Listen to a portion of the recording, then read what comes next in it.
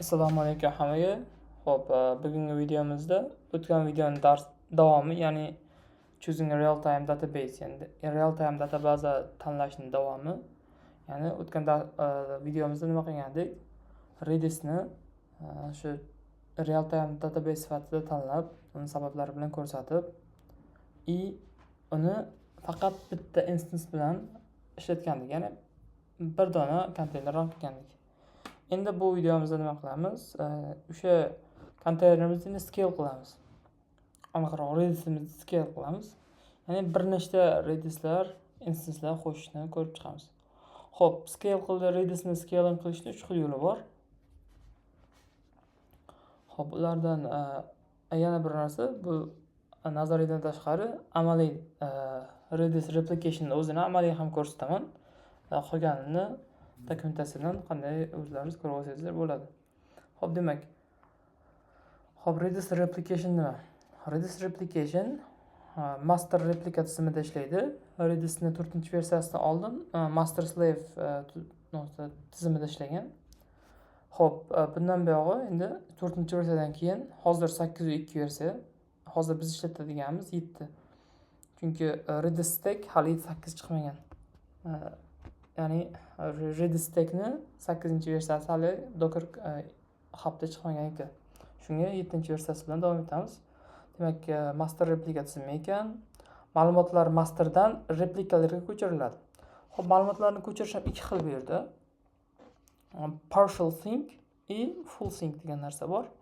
Ya'ni bir marta replika database down bo'lsa va up bo'lsa,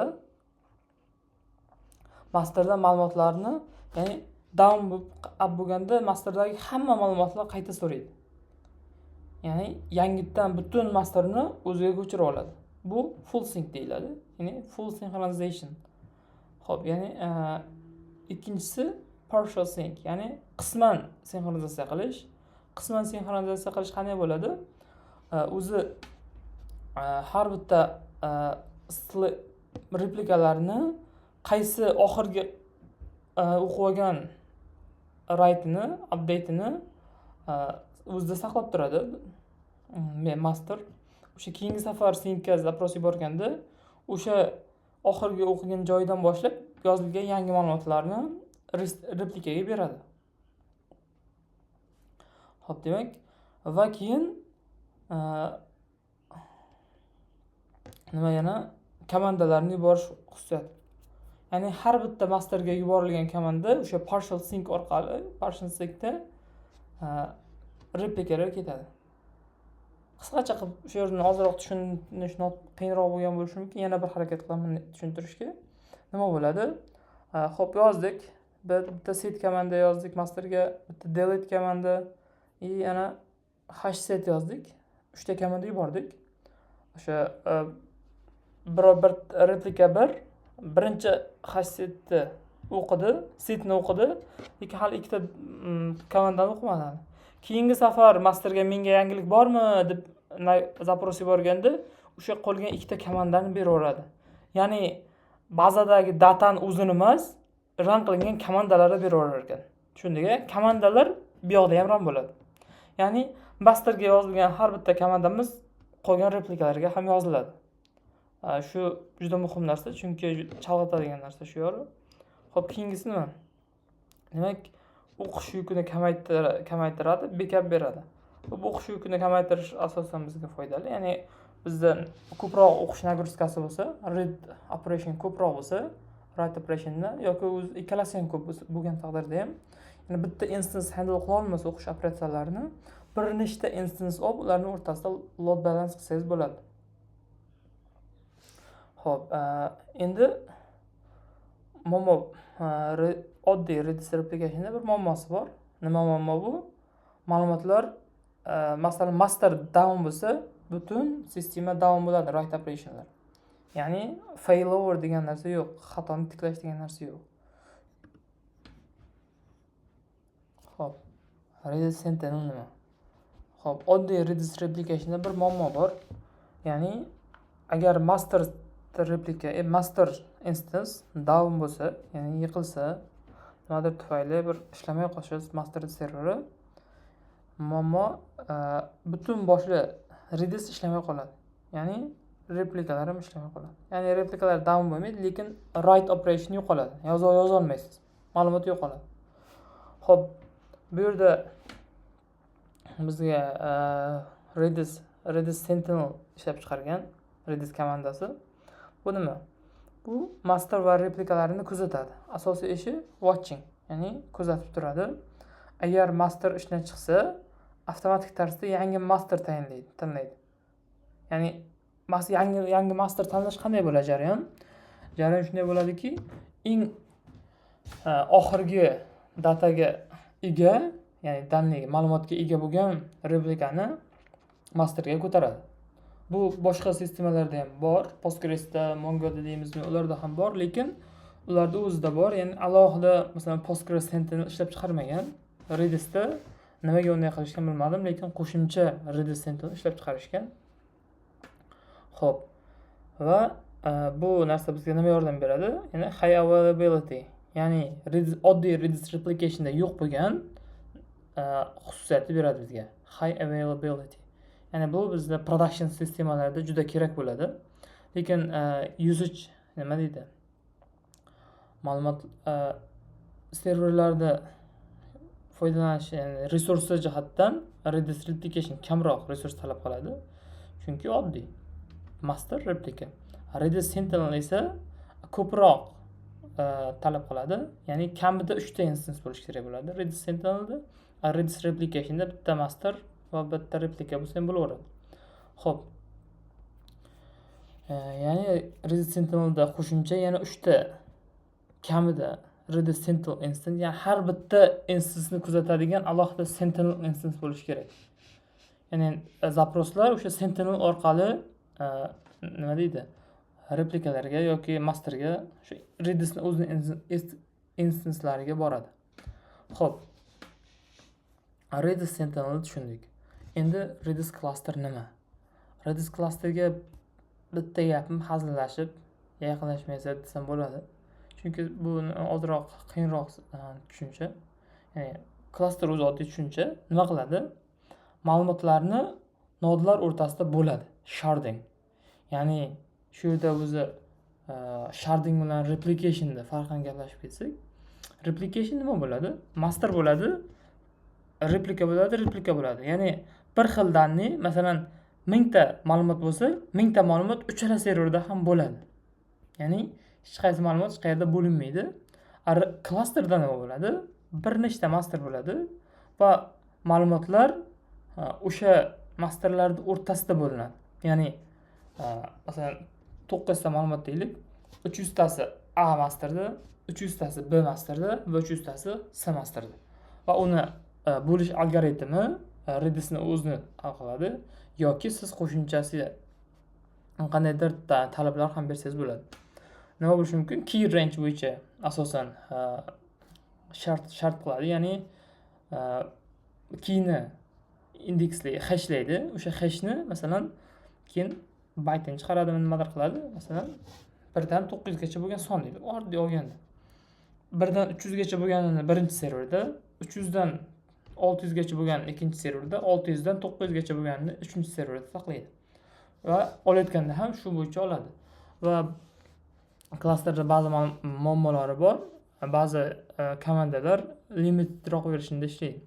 Uni dokumentatsiyani ko'rsangiz ham bo'ladi. U asosan bizda usage ga ta'sir qilmaydi. Masalan, Redisning o'zining ba'zi komanda keys bor, yana qandaydir buyruqlari biz ya'ni single instance, ya'ni bitta instance'da ishlaganidek ishlamaydi. Xo'p. Demak, har tugun bir qism ma'lumotni saqlaydi. Ya'ni tugun bu node. O'zbekchasini ham tushunib ketdik. Xo'p. Demak, automatic failover va kengayish imkoniyati bor. Bu nima degani? Automatic failover qaysidir master down bo'lsa, uni o'rniga o'sha masterni slave'ini, ya'ni replikasini masterga ko'taradi. Va bu failover, ya'ni ma'lumot o'chib ketmaydi bu yerda. Xo'p, va kengayish imkoniyati. Yana yangi master va replikalar qo'shib ketaversangiz bo'laveradi. yoniga qo'shib ketaversangiz, ya'ni bu haqiqiy gorizontalniy scaling. Ma'lumotlar bir nechta serverlarda bo'linadi. Bu ya'ni siz istaganingizcha ma'lumot saqlay olasiz. Kengayib ketaveradi. Single Redis instance'da masalan keylarning soni oshib ketsa, serverga nagruzka tushadi va уже 10 ta replika qilganingizda foydasi yo'q bo'ladi. Ma'lumot ko'p bo'lsa. Chunki bitta uncha ko'p ma'lumotni bitta instance handle qila olmasligi mumkin. Xo'sh. Endi cluster haqida nimalar aytsam bo'ladi sizga? Demak, umumiy shularda to'xtalsak bo'ladi cluster haqida. Endi amaliy ko'ramiz. Amaliy cluster haqida aytadiganim, clusterni manage qilish juda qiyin. Oddiy Redis replika yoki Sentinelga nisbatan va buni Redisni o'zini enterprise komandasi ham bor. U o'sha enterprise Redis ishlab chiqargan. Aniqroq Redisning enterprise versiyasi bor. O'sha versiyani pul to'lab foydalansangiz bo'ladi yoki o'zingizni lokalniy serveringizga qurmoqchi bo'lsangiz, shu Redis Enterprise'ni litsenziyasini olishingiz kerak bo'ladi. Xo'p, unda cluster qilish ancha oson. Ya'ni Redisning o'zi komandasidan support bo'ladi va shu ma'lumotlarni boshqarish ancha oson bo'ladi. Lekin open source Redis cluster ko'taraman desangiz, bu ancha qiyinroq. Ya'ni move degan errorlari bor. Qisqasi ko'proq muammolarga duch kelasiz. Mening maslahatim bo'lardi, iloji boricha foydalansangiz Redis replication, ya'ni o'zimiz sharoitda Redis replication yoki Redis Sentinel, chunki Redis clusterni enterprise versiyasi juda qimmat. Redisning enterprise versiyasi juda qimmat. Litsenziyasi ham. Xo'p, Redis replication va Redis Sentinel ishlatsangiz bo'ladi va oddiy bitta replika ham ishlatsangiz, menimcha o'zimizni naqada replikasiz single instance ishlatsangiz ham menimcha ancha sizga yetib qo'yadi o'sha. Xo'p. Agar ma'lumotlar bitta serverga ko'plik qilyapti desangiz, featurelar bo'yicha masalan instancelarga bo'lsangiz bo'ladi. Masalan, qaysidir mikro featurega qaysidir Redis instance, yana qaysidir featurega qaysidir instance. Shunaqa foydalansangiz ham bo'ladi. Xo'p. Demak, scaling haqida umumiy nazariy tushunchamiz bor. Endi amaliyga o'tamiz. Xo'p, amaliy demak, bizni o'tgan safargi videodagi anaqamizga talablarimizga o'tsak, ya'ni bizga qancha yozish va o'qish operatsiyalari kerakligi. Demak, bizga minutiga 1 million write operations, yozish operatsiyalari minutiga va 3 million o'qish operatsiyalari kerak edi. Bizda nima bo'ldi?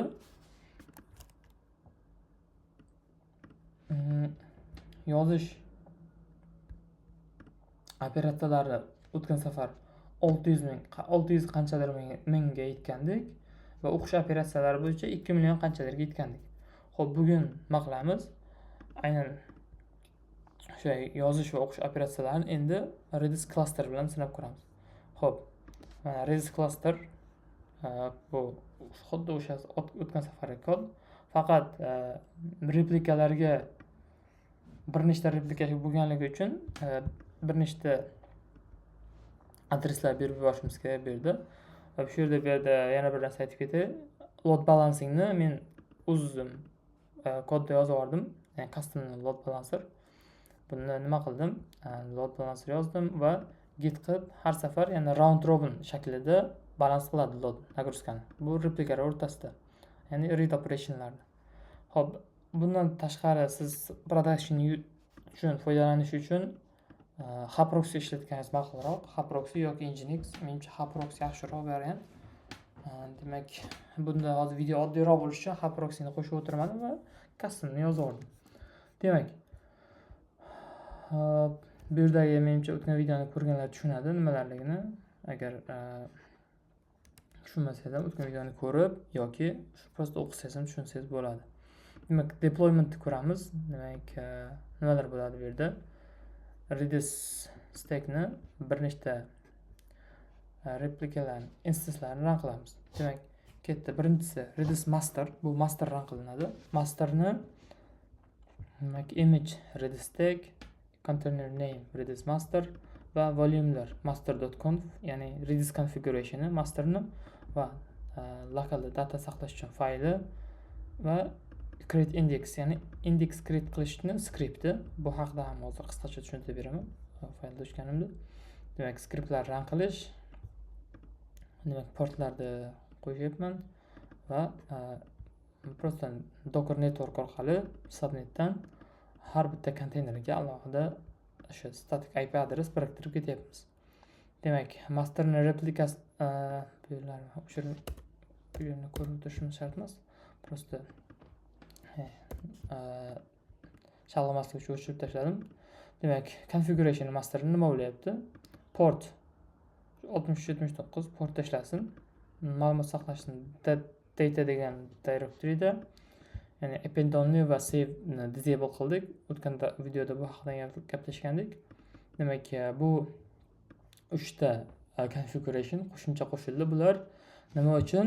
Replikalarni, shu replicationni yengilroq qilish uchun, nagruskasini kamroq qilish uchun, ya'ni diskless sync deydi, ya'ni serverni diskiga yozmasdan turib RAM orqali ma'lumot almashish. Xo'p. Demak, keyingisi replikani o'zining configurationi. Replikani configurationida nimalar bor? Bu yergacha tushunarli, mana bu yerda yangi narsa, ya'ni replika off. Ya'ni bu qaysidir instansni replikasi degani. Ya'ni redis masterning replikasi bo'ldi bu. Xo'p, replika read only. Ya'ni replikaga faqat read only bo'lsinmi? Albatta, replikaga ma'lumot yozib qo'ysak, u baribir o'chib ketadi va ma'lumot yo'qoladi. Shuni oldini olish uchun replikani read only qilib qo'yganimiz ma'qul. Xo'p, append only va save disabled va bu yog'i o'sha masterda gaplashganimizdek diskless load, diskless sync delay. Ya'ni o'sha diskdan foydalanmasdan replikani amalga oshirish uchun imkoniyat beradigan xususiyat. Xo'p, masterni run qilinishini ko'rdik. Replikalarni run qilinishi ham xuddi shunday, faqat endi volume'da master.configuration emas, balkim replikani o'zining configurationi beriladi. Xo'p, create index.sh nima? Bu script file, ya'ni har bitta redis run qilinayotganda indeksni create qiladi. Biz indeksni nima uchun create qildik? Ma'lumotni saqlayotgan ma'lumotimizni saqlash uchun, ya'ni mana bu yerda bor edi.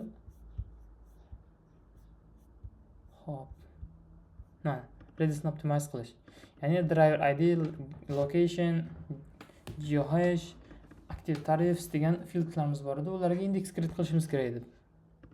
Xo'p, o'tgan videomizda, ya'ni single instance'da indeksni code levelda, ya'ni Go da create qilgandik. Har safar nima deydi? Demak, faqat kod run bo'lganda indeks create bo'linardi.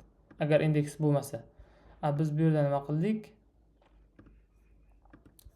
Demak, indeksni kod levelda qo'ymadik, balkim o'sha script levelda, ya'ni qachonki docker container run bo'lgandan keyin run bo'lib o'sha yaratiladi. Indeks yaratiladi. Xo'p, nimaga bunday qildik? Chunki agar har bironta instance restart bo'lsa, indekslar o'chib ketadi. Chunki indekslar ham RAM da saqlanadi. Demak, indeks o'chib ketgani uchun yana zaпрос bermoqchi bo'lsak, index not found degan errorlar qaytadi va bu har qanday case'da biz minusimizga ishlaydi. Shuning uchun har bitta konteyner restart bo'lganda qaytadan indeks create qiladigan skript yozib qo'ydik. Xo'p, demak endi kod levelga o'tsak, kodimiz boshqa hamma joyi bir xil, faqat mana bu replika adreslar o'zgargan, ya'ni bir multiple read replikaga, ya'ni zaprosga ketadigan bo'lgan. Mana bu read replikalar o'qiydigan, bunisi master esa yozadigan. Demak, kodimizni run qilamiz. Birinchi ishga boramiz. Dockerlar ishlayaptimi yo'qmi? Docker pet demak hamma bunaqalar ishlab turibdi. Konteynerlarimiz va run qilsak bo'ladi. Xo'p. Biz replika. Xo'p, kodni run qildik. Kod run boshlandi. Biz nagruskalarni tekshirib turamiz. Docker statistics orqali qaysi servisga zagruzka tushyapti. Mana ko'rib turganingizdek, Redis masterga kamroq va Redis replikalari ko'proq. Nimaga ko'p? Chunki Redis replika o'qish operationdan tashqari Redis masterga bo'layotgan har bitta write operationni ham handle qilyapti. Ya'ni read replikalar ko'proq ish qilyapti masterga nisbatan. Ko'rib turganingizdek, o'tgan safargi videomizda biz single instanceda nagruska 100 dan oshib ketgandi. Har bitta o'sha instancemizda.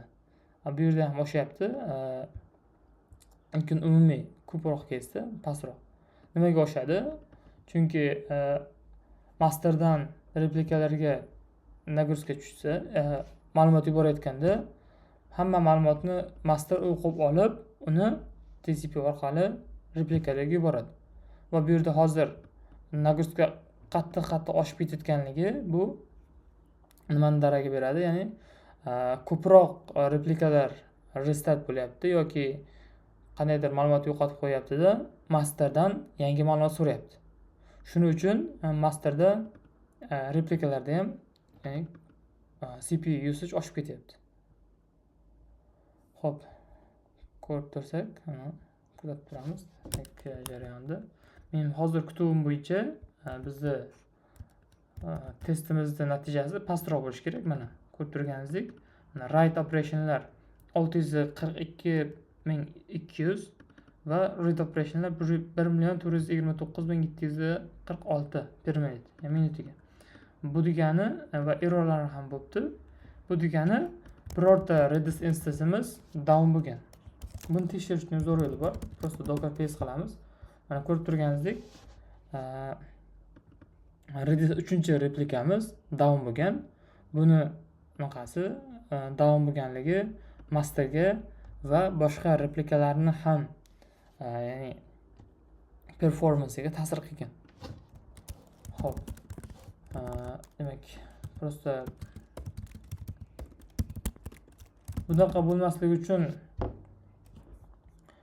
men ham research ko'rdim, qanday qilinadi, qanday hal qilinadi, lekin hech qanday normal bir nima deydi, ko'zga ilinadigan natija topolmadim bu bo'yicha. Ya'ni to'g'risi ancha vaqt izladim, ko'p izladim, harakat qildim, lekin iloji bo'lmadi. Xo'p, buni yagona iloji buni Redis cluster ko'tarish, bunaqa katta loadga, lekin Redis cluster o'zi bizni bundan ham ko'proq muammoga sabab bo'ladi. Xo'p.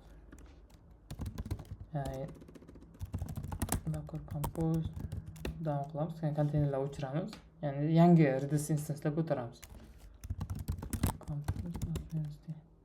Yangi Redis instancelarni yangitdan ko'tardik, bo'ldi hammasini. Boya men sizga birinchi testda eski o'zim tayyorlab qo'ygan Redis instancelarni run qilib ko'rsatgandim. Endi yangisini ko'tardik va ishlab turibdi hammasi va kodni run qilamiz. Xo'p, run qildik. Docker statistics. Ko'rib turganimizdek, har bitta replikalarga va masterga bir xil nagruska tushyapti, peshti.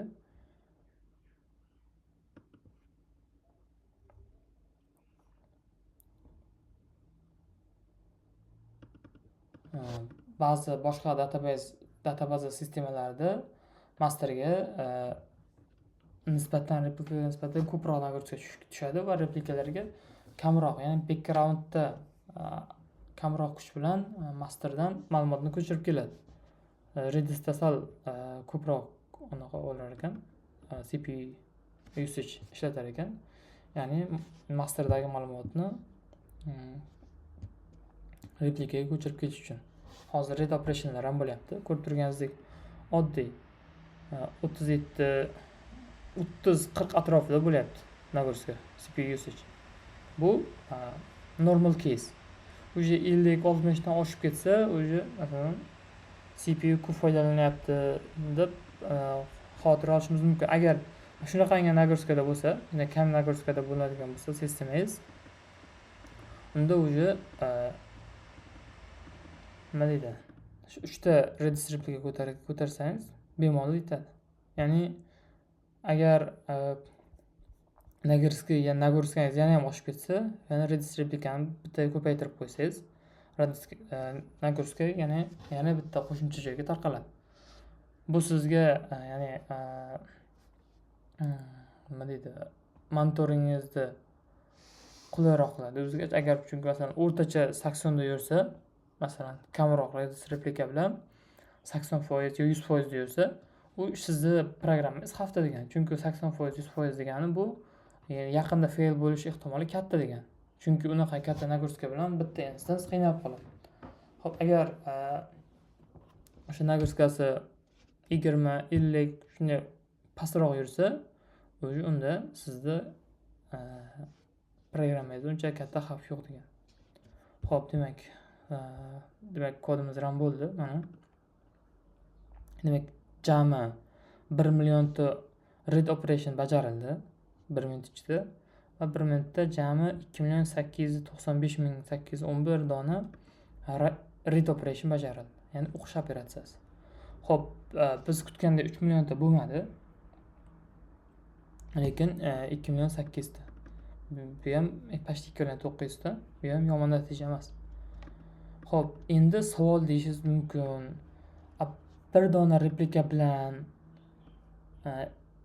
600 ming atrofida write, ya'ni yozish va 2 million atrofida o'qish operatsiyasi bajargandek, endi qo'shimcha 3 ta replika ko'targan jami 4 ta Redis instance bilan o'sish, ya'ni rivojlanish, nima desak bo'ladi?